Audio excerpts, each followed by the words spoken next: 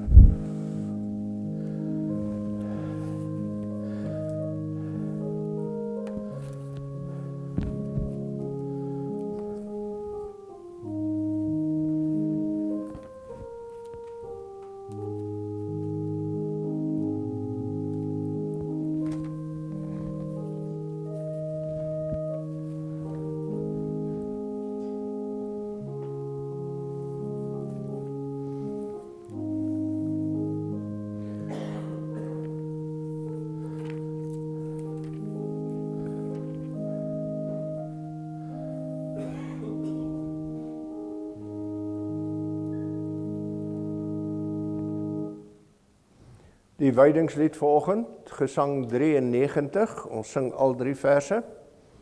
Die lofsang, Psalm 146, ons sing vers 1 en vers 3.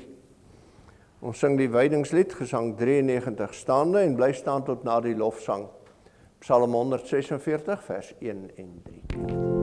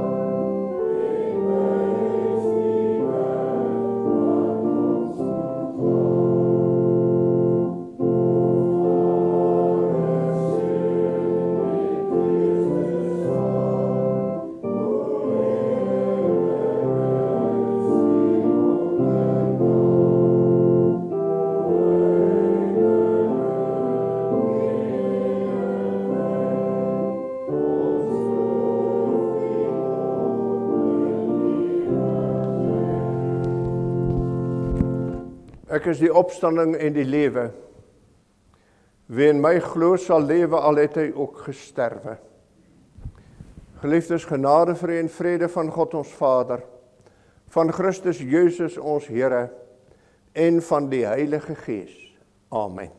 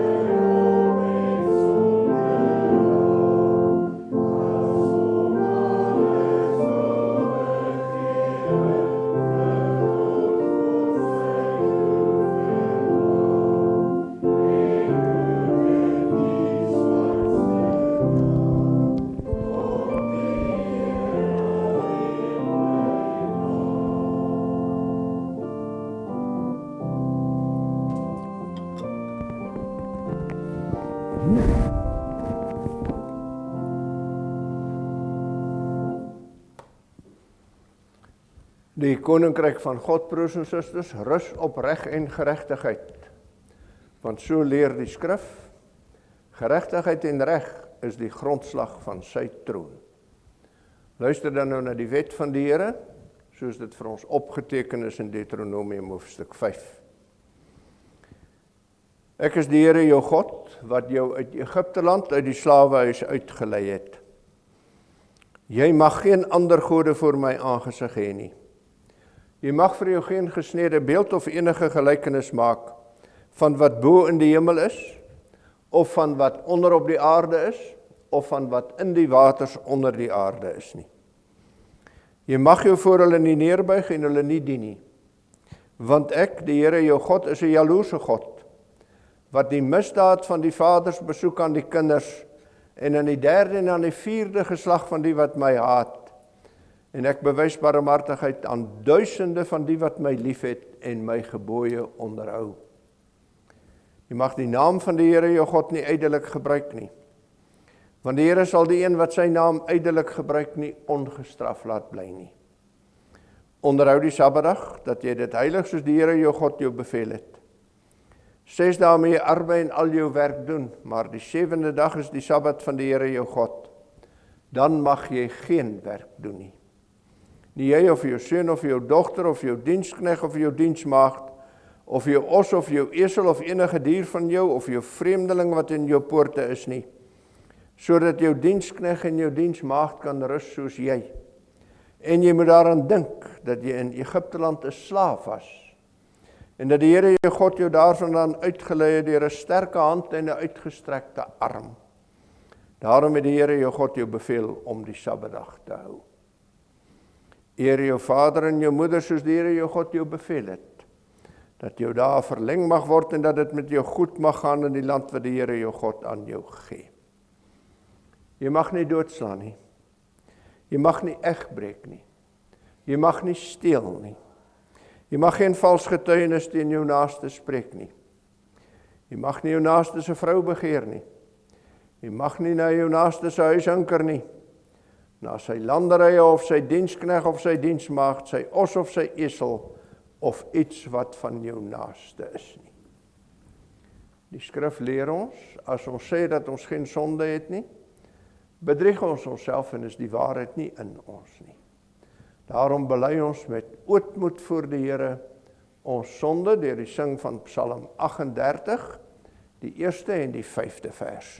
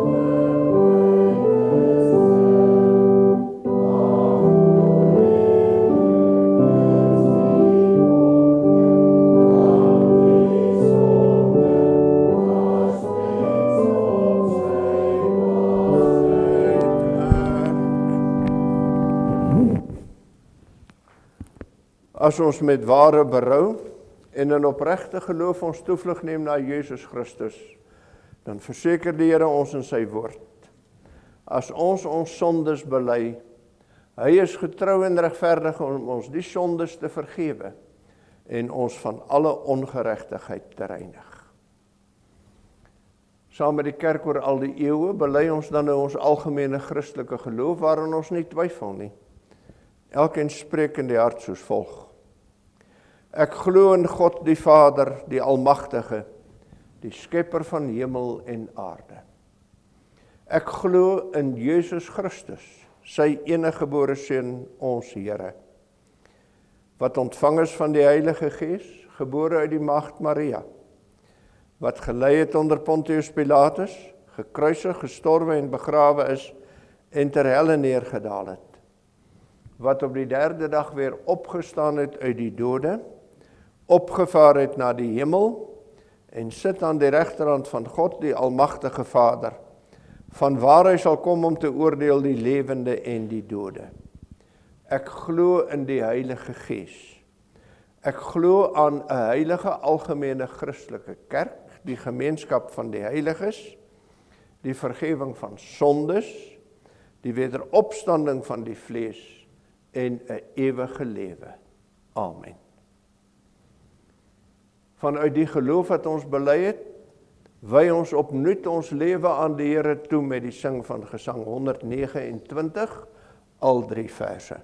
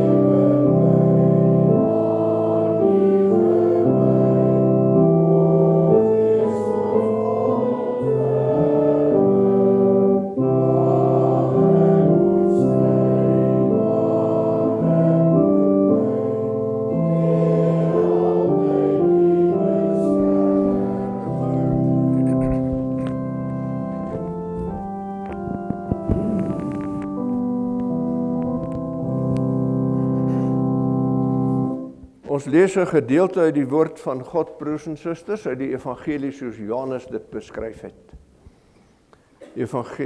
Evangelie van Johannes, hoofstuk 20, ons lees van vers 19 tot 31. En terwyl ons nou die woord van die Here oopgemaak het, kom laat ons saam bid.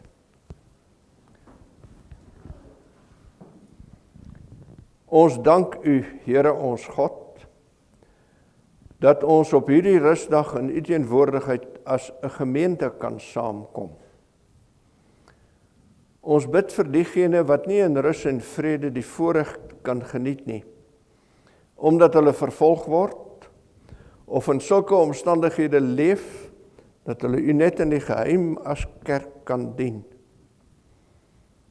Ons erken dat U goedheid oor ons onmeetbaar groot is, en dat U ons bewaar en beskerm, en steeds rus en vrede gee om hier saam te kom, in 'n land van geweld en misdaad.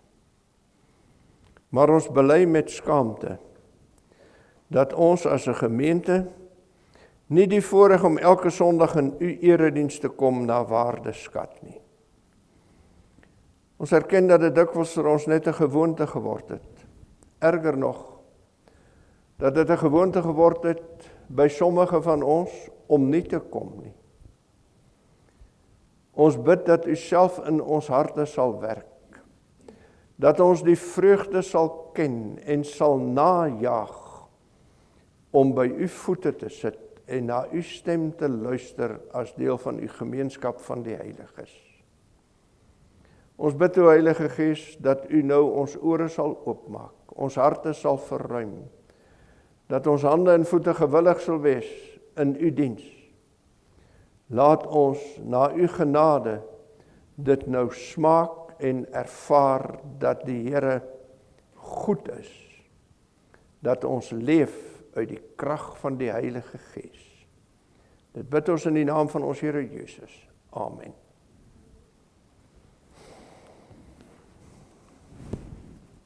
Johannes 20 van vers 19.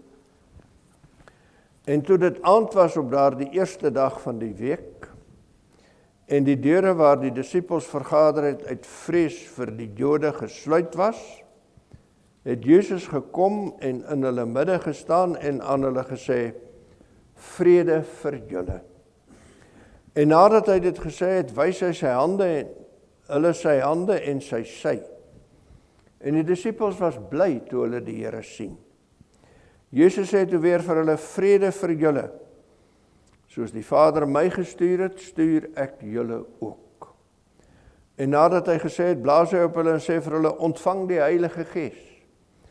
As julle die mense hulle sondes vergewe, dan word dit hulle vergewe. As julle die mense hulle sondes hou, dan is dit gehou. En Thomas, wat genoem word Didymus, een van die 12, was nie saam met hulle toe Jesus gekom het nie. Die ander disipels sê toe vir hom, ons het die Here gesien. Maar hy het vir hulle gesê, as ek nie in sy hande die merk van die spykers sien en my vinger steek in die merk van die spykers en my hand in sy sy steek nie, sal ek nooit glo nie. 8 dae daarna was sy disipels weer binne en Thomas saam met hulle. En Jesus het gekom terwyl die deure gesluit was en het in hulle midde gestaan en gesê, vrede vir julle. Daarna sê hy vir Thomas, bring jou vinger hier en kyk na my hande. En bring jou hand en steek dit in my sy. En moenie ongelowig wees nie, maar gelowig. Thomas antwoord en sê vir hom, my Here en my God. Jesus sê vir hom, omdat jy my gesien het, Thomas, het jy geglo. Salig is die wat nie gesien het nie en tog geglo het. Nog baie ander tekens het Jesus voor sy disippels gedoen wat in hierdie boek nie beskrywe is nie. Maar hierdie is beskrywe, dat julle kan glo dat Jesus die Christus is, die Seun van God, en dat julle deur te glo die lewe kan hê in sy naam. Dit is die woorde van die Here. Gelukkig is elkeen wat dit hoor en wat dit ook glo. In 1 Korintiërs 15 skryf Paulus, nadat Jesus opgestaan het, het hy aan Sefas verskyn, daarna aan die 12. Daarna het hy verskyn aan oor die 500 broers te gelyk, waarvan die meeste nou nog lewe, maar sommige al ontslaap het. Daarna het hy verskyn aan Jakobus, daarna aan al die apostels, en laaste van almal het hy verskyn ook aan my as die ontydig geborene. Die evangelie van Jesus Christus, broers en susters, is die blye boodskap van die opstanding van die Here uit die dood. Ons is in hierdie tyd van die jaar besig om na te dink oor die lyde en sterwe en opstanding van die Here. Maar die lyding, die kruisiging, die dood, die graf van die Here Jesus het net sin en betekenis omdat hy opgestaan het uit die dood. Paulus skryf aan die Korintiërs, as Jesus nie opgestaan het nie, is die prediking te vergeefs en is ook ons geloof te vergeefs. En inderdaad is dit so, broers en susters. As Jesus nie opgestaan het uit die dood nie, dan heers die dood oor alle dinge. En as die dood heers, is alles sinneloos, is alles bedoel om net te vergaan en tot niet te gaan. Maar nou, Jesus het opgestaan. En die feit dat Jesus opgestaan het, is 'n historiese werklikheid. Dit is nie 'n fabel nie. Dit is nie maar 'n mooi storie nie. Dit staan vas. Dit rus op historiese getuienis wat onaanvegbaar is. Behalwe as 'n mens bereid is om te sê dat die ooggetuies almal van hulle leuenaars was en 'n valse storie vertel het. In die dae van Paulus was daar mense wat so gedink het. Maar Paulus die roep hulle en sê, Jesus het aan mense verskyn. Die meeste van hulle lewe nog, party het al ontslaap. Julle kan hulle gaan vra. Hulle is ooggetuies van hierdie werklikheid. Baie mense ontken natuurlik deesdae die opstanding uit die dood. Hulle sê, hoe sal ons weet dat Jesus opgestaan het? Die feit dat die graf leeg was, kan tog op baie maniere verklaar word. Die Joodse leiers het al onmiddellik nadat hulle die leë graf gesien het en daarvan gehoor het, mense aangesê om te beweer dat sy disippels sy lijk gesteel het uit die graf. As dit net 'n leë graf was, dan sou 'n mens dalk kon dink, Jesus het dalk weer lewendig geword in die sin dat hy bygekom het, dat hy net in 'n diep bewusteloosheid of 'n koma was, en nou het hy weer bygekom. Maar die getuienis is anders. Paulus noem hier 5 geleenthede waarby Jesus aan sy disippels verskyn het. Daar is ook in die evangelies nog 5 ander sulke geleenthede waar Jesus aan sy disippels verskyn het. Oor die 40 dae nadat Jesus opgestaan het, totdat hy in die hemel opgeneem is, het hy met sy disippels verkeer en is daar waarskynlik baie meer geleenthede as hierdie 10 waarvan die disippels kon getuig. Die Here Jesus het uit die dood opgestaan. En hierdie getuienis van mense wat jy nog in daardie tyd kon ondervra as ooggetuies, maak dit bo alle twyfel duidelik dat Jesus se opstanding plaasgevind het in die geskiedenis. En dis een van die pilare, so het ons verlede week in die preek gesien, waarop ons geloof rus. Ons geloof is nie maar 'n ydelgreep of wensdenkery nie. Dit rus op die groot dade van God in die geskiedenis. En Jesus se opstanding uit die dood is die groot daad van God in die geskiedenis. Dis die daad waardeur die slang se kop vermorsel is. Die daad waardeur nuwe lewe gekom het. Waardeur sondaar mense herskep word tot kinders van God. Maar hierdie daad is nie net 'n daad van die geskiedenis nie. Ons weet dat dit die groot daad van God is, waardeur ons lewe gered word, omdat God dit vooraf in die skrifte al laat verkondig het. Ons het verlede Sondag gelees uit byvoorbeeld Psalm 16. Daar is ook ander gedeeltes waarin die opstanding van die Here verkondig word, soos Jesaja 53. En dan het die Here Jesus self sy opstanding uit die dood aangekondig in sy prediking. Dat Jesus opgestaan het uit die dood, volgens die skrifte, is die bewys daarvan dat hy werklik die Messias is. Die Christus is die Seun van God wat gekom het vir ons verlossing. Daarom wou die Joodse leiers graag hê dat die leuen geglo moet word dat sy disippels sy lijk gesteel het. Want as Jesus nie opgestaan het uit die dood nie, is hy nie die Messias nie. Dan getuig die skrifte nie oor hom nie. Dan is hy nie die Christus nie. Dan moet ons nog wag en hoop. Maar die Here Jesus het opgestaan. Daarvan is die getuies wat hom gesien het, die oorweldigende bewys. En dan is daar nog 'n ander saak wat 'n mens in gedagte moet hou. Nadat Jesus opgestaan het uit die dood, het daar 'n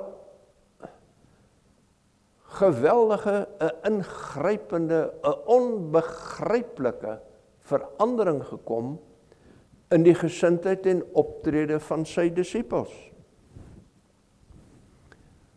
Die manier waarop die vroeë kerk, die eerste disippels van die Here Jesus opgetree het, nadat hulle die Here Jesus gesien het, is 'n kragtige bewys van sy opstanding.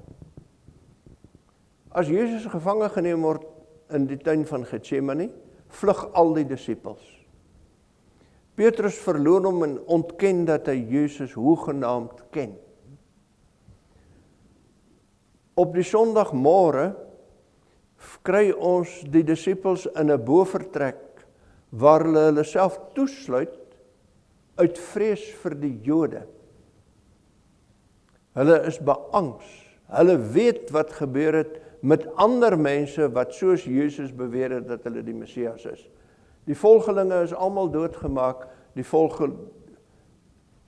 hulle is verwilder, verniel, daar het niks van die beweging oorgebly nie. Behalwe vir die angs waarmee die disippels leef, was daar ook mense wat in Jesus die Messias gesien het, en nou bitter teleurgesteld was. Die Emmausgangers is mense wat dit uitspreek, ons het so gehoop dat hy die Christus is. En nou is alles verpletter. Nou is daar niks meer oor nie behalwe wanhoop. Maar as Jesus aan hulle verskyn, word hierdie mense wat geen hoop het nie, mense wat met vreugde van die etenstafel af opstaan en na Jerusalem toe hardloop om te sê, die Here het opgestaan. En as hy daar kom, dan kry hy die disippels en die disippels sê, dis so, ons het die Here gesien, hy het opgestaan. Hy het werklik opgestaan. En Thomas, die ou twyfelaar, hy sien vir Jesus en hy glo. As ek nie my vingers in die wonde in sy hande en sy sy gesteek en nie, sal ek nooit glo nie. Maar nou glo hy en hy word 'n draer van die evangelie. Wat gebeur met hierdie mense in hulle teleurstelling, in hulle angs, dat hulle soos 'n hand omkeer en bereid is om uit die samelewing uitgestoot te word, om vervolg te word, om doodgemaak te word ter wille van Jesus Christus. Dit gebeur omdat hulle hom gesien het. Omdat hulle weet hierdie Jesus lewe. Hulle gee hulle self nie prys en hulle lewe en hulle toekoms. Hulle gaan nie die wêreld in om mense te roep tot geloof in 'n fabel of in 'n storie nie. Hulle doen dit omdat die Here aan hulle verskyn het. Omdat die Here opgestaan het. En dit bring by hulle hierdie vurige geloof. Daarom hoef ons ook nie te twyfel, broers en susters, daaraan dat die Here opgestaan het uit die dood nie. Hierdie dinge is immers beskrywe, sodat ons wat hom nie sien soos Thomas en die disippels en die 500 broers nie, kan glo. En ons glo op grond van hierdie getuienis. Ons weet en ons vertrou. Hierdie Jesus wat gekruisig is vir ons sondes, wat gesterf het, sodat hy ons oordeel voor God volledig kon wegdra. Hierdie Jesus het opgestaan uit die dood. En sy opstanding uit die dood, broers en susters, is nie maar net 'n herlewing nie. Lazarus, die dogtertjie van Jairus, die seun van die weduwee van Nain, hulle staan ook op uit die dood. Daar is baie mense wat met die kruisiging uit die grafte uitkom, maar hulle herleef net, want hulle almal word lewendig nog steeds in hierdie wêreld. Hulle is nog almal onderworpe weer aan die liggaamlike dood. Hulle herleef en hulle gaan weer sterwe. Maar Jesus se dood is anders. Hy keer nie net tydelik terug na hierdie lewe onder sonde en oordeel nie. As hy opstaan, staan hy op uit die dood. Die dood wat God se oordeel is oor die sonde. En hy staan op uit die dood, omdat hy die sonde versoen het. Omdat die hele straf van God oor die sonde uitgedien is. Daarom oorwin hy die dood. Hy neem die straf van God oor ons sonde op hom. Hy dien dit uit en nou is daar die straf weggeneem. Wanneer Jesus dus opstaan uit die dood, dan staan hy op as 'n bevestiging daarvan, 'n versekering vir elkeen wat in hom glo, dat die sonde versoen is, dat die oordeel weggeneem is, dat die poort na die paradys opnuut oopgemaak is. Sy opstanding is 'n opstanding uit die doderyk tot in die hemel en tot in die heerlikheid by God. Dis 'n opstanding tot die ewige lewe en oor hom het die dood geen mag meer nie. Daarom dat Jesus dit kan proklameer. Ek is die opstanding en die lewe. Wie in my glo sal lewe al het hy ook gesterwe. Want as ons in Jesus Christus glo, dan weet ons dat hy opgestaan het. Ons erken dat dit werklik so is, dat hy die dood oorwin het, en ons sit ons lewe met volle vertroue in sy hande, as die een wat ons neem, na die kruis, die graf, die doderyk en die opstanding. Want wie in hom glo, is een met Jesus Christus in die krag van die Heilige Gees. As ons in hom glo, so skryf Paulus aan die Romeine, dan word ons in sy dood gedoop. Ons sterf saam met hom aan die kruis. Ons ondergaan God se oordeel oor die sonde aan die kruis. Ons gaan saam met hom in die graf in. Ons sterf daar die sonde volledig af. Ons dien die vonnis heeltemal uit saam met hom. Sodat daar niks oorbly waaroor ons hoef te vrees nie. As ons met hom een is, dan weet ons, my eie swakhede, my eie verkeerdhede, my eie tekortkominge, is saam met Jesus Christus dood. Ek het die dood oorwin. Met hom is ek 'n nuwe mens. En met hom staan ek op in 'n nuwe lewe. 'n Nuwe en ewige lewe in hierdie wêreld. Nou is ek nie meer 'n verlore sondaar nie. Ek het opgestaan en saam met Jesus is ek 'n ewige kind van God. En dit, broers en susters, laat eenvoudige vissermanne, vroue sonder enige stand of status, opstaan teen die magte van die wêreld en die magte van die hel, om te verkondig en te proklameer en uit te roep, my Here en my God. Hy is die Christus, die Seun van God, ons verlosser en saligmaker. Ons weet dit, want ons het saam met hom opgestaan uit die dood, deur die krag van die geloof wat die Heilige Gees in ons werk. Daar is nog meer, broers en susters, wat saamhang met hierdie feit dat Jesus aan mense verskyn het. Deesdae is daar baie wat die opstanding ontken. Geleerde mense wat beweer, dit is iets wat maar net in die siege van die disippels plaasgevind het. Hulle was so geskok dat Jesus gekruisig is, dat hulle self wys gemaak het, hy het werklik uit die dood opgestaan. Dis al maniere hoe hulle skok en hartseer kon hanteer. Mense wat beweer, dit is maar net wensdenkery, as ons meen dat ons saam met hom die dood kan oorwin. Ander wat sê, dit is maar net 'n geestelike waarheid wat bedoel is vir hierdie wêreld. Hier moet ons nou lewe anders en nuut. Ons moet nou so leef, dat ons Jesus as ons voorbeeld volg, en in sy liefde wandel, maar as ons dood is ons dood en daar is niks meer nie.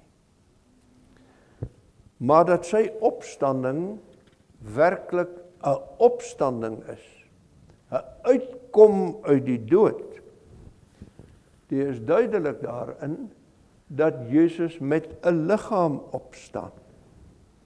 Want as hy verskyn, is dit nie 'n spook of 'n gees of 'n gedaante wat aan die disippels verskyn nie. Hy kom met sy liggaam as 'n werklikheid. Hy staan fisies uit die dood op. Thomas kan aan hom vat.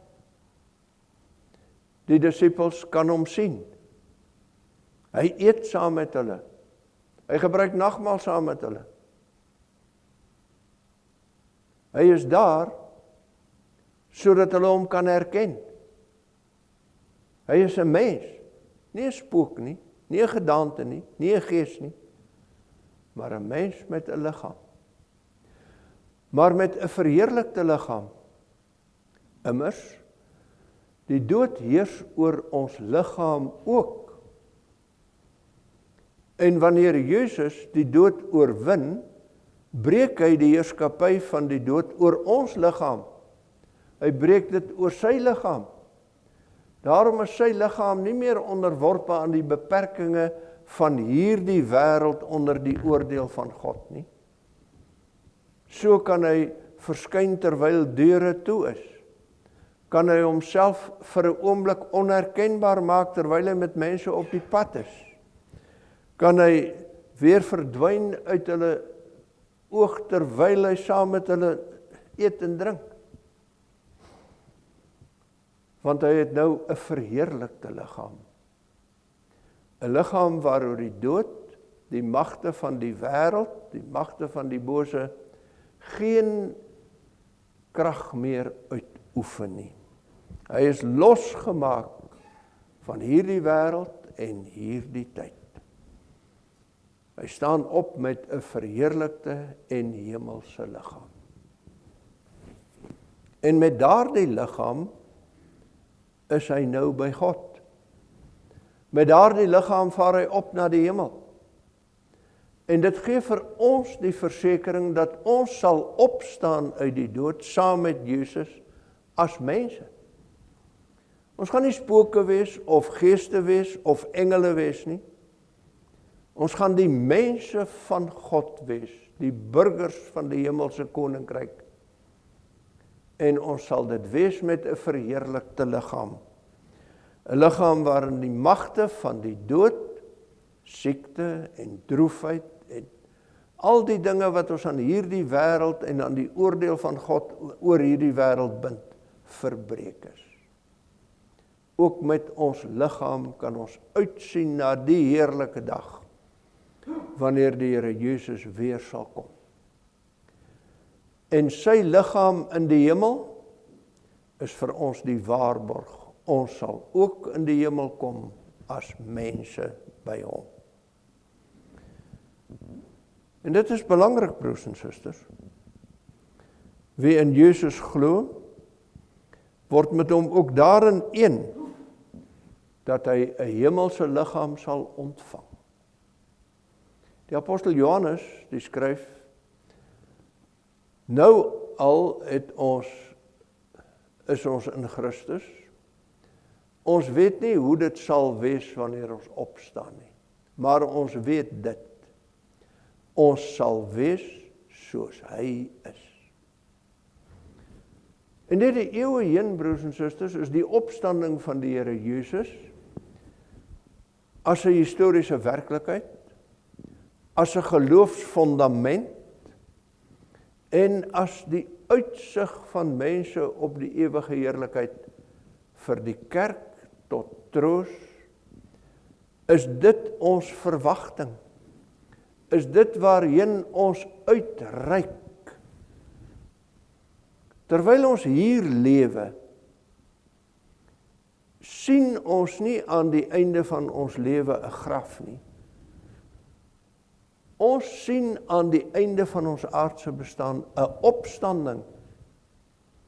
Ons oë is gefestig op die heerlikheid. Ons rig ons oë na die dinge wat daar bo is. waar Jesus Christus ons lewe in sy hande verborge hou by God.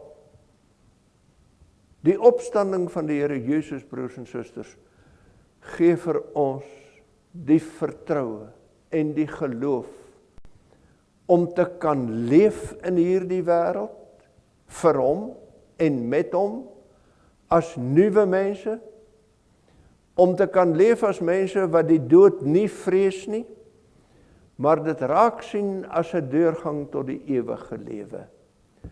As mense wat kan bid, kom Here Jesus, ja kom gou, want as hy kom, kry ons ewig deel aan sy heerlike opstanding, aan die heerlike nuwe lewe wat hy vir ons verwerf het. Dis die hart van die evangelie. Dis die blye boodskap wat dit moontlik maak vir mense om in hierdie elendige wêreld te leef met vreugde, met vrede, met uitsig. Want Jesus het werklik, liggaamlik, oorwinnend uit die dood opgestaan. Dit is die groot daad van God. Dit is die daad van sy liefde en sy verlossing. Dit is vir ons beskrywe, dat ons kan glo, en deur te glo, die lewe kan hê in sy naam. Amen. Kom ons dank saam.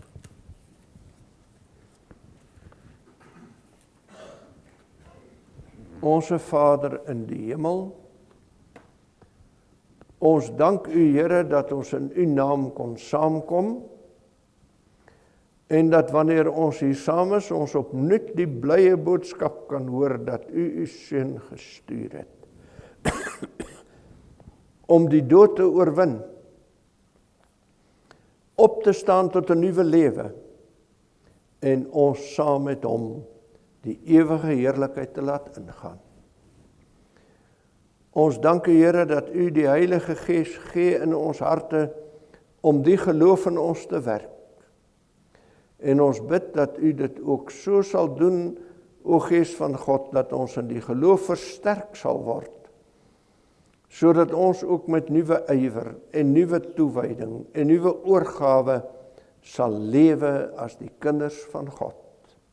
Nuwe mense, Godse mense. Ons bid dat u ons sal onderhou in hierdie week wat kom, dat u ons op die regte pad sal hou om u wil te doen, dat u ons sal laat lewe as burgers van u koninkryk, deurdat ons hierdie wêreld en die dinge van hierdie wêreld ondergeskik sal maak aan u belange en aan u werk en aan die diens aan u. Ons bid Here dat u vir ons sal sorg ook na die liggaam, dat ons alles sal hê wat ons nodig het om van te lewe. En ons bid vir hulle wat in die opsig baie minder bevoorregd is. Laat ons ook met oop hande en harte na hulle nood omsien. En ons bid in besonder Here vir hulle, ook vir hulle in ons gemeente, wat met besondere deernis kyk na hierdie minder bevoorregdes. Wil ook hulle in hulle taak sterk en bemoedig en wysheid gee om hierdie moeilike dinge te doen tot eer van u naam. Ons kom voor u, en soos altyd staan ons skuldig, en bely ons dat ons by u niks verdien nie. Maar bid ons Here, vergewe ons sonde. Laat ons nie daaraan vasgebind bly nie. Laat ons dit nie saam met ons dra nie. Help ons om dit in die geloof af te lê. En wil ons dan ook help om die wat so min teen ons verkeerd doen, ook te vergewe. En bewaar ons van die bose en al sy verleiding en sy magte. Laat ons oorwinnend leef, Here, tot eer van u naam. Dit alles vra ons in die naam van ons Here Jesus Christus alleen.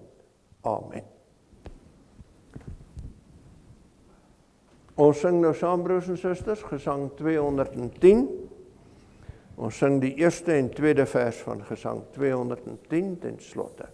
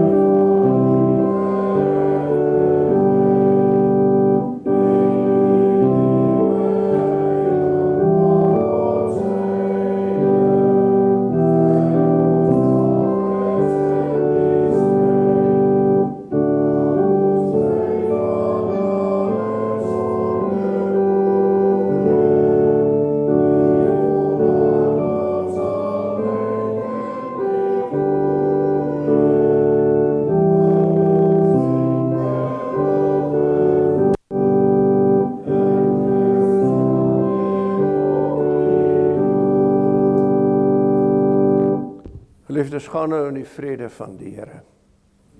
Die Here sal u seën en u behoed. Die Here sal sy aangesig oor u laat skyn en u genadig wees. Die Here sal sy aangesig oor u verhef en aan u vrede gee. Amen.